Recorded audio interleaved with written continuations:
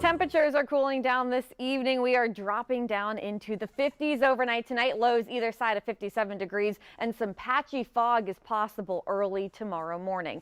And then it will be a great Sunday. So if you're heading out to the Jags game and you're heading out there early to tailgate, 9 a.m. is a little cool out there. Temperatures warming through the 60s, but fairly quickly we will reach the 70s by around 10 a.m. And then we continue to warm up. By 12 o'clock, we're already in the middle 70s. And I think highs will be right around 77 degrees at the bank tomorrow. So that's during the game. So comfortably warm out there. A little bit of a breeze out of the northeast around 10 miles an hour. And look at this. I love these icons. Mostly sunny, so more sunshine on the way for our Sunday. And then if you're heading out to Nights of Lights tomorrow evening, temperatures drop out of the 70s and down into the 60s. So another comfortable evening tomorrow evening as well.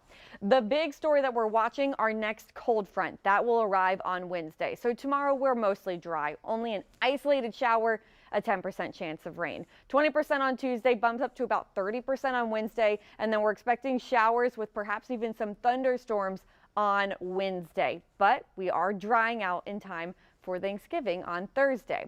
Now with that front moving through, we're going to continue to warm up ahead of it with highs staying in the upper 70s, which is warmer than normal for this time of year. Normally we're right near 72 degrees, but then the front comes through on Wednesday and that cooler air moves in behind it and keeps it more comfortable on Thursday.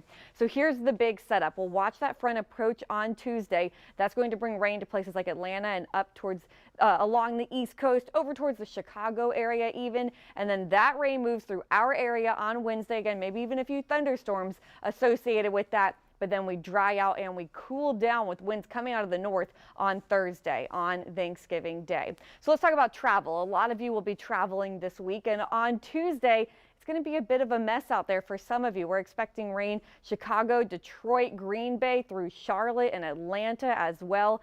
But out to the west, it's fairly calm and quiet. Good travel day out there when it comes to the weather out west.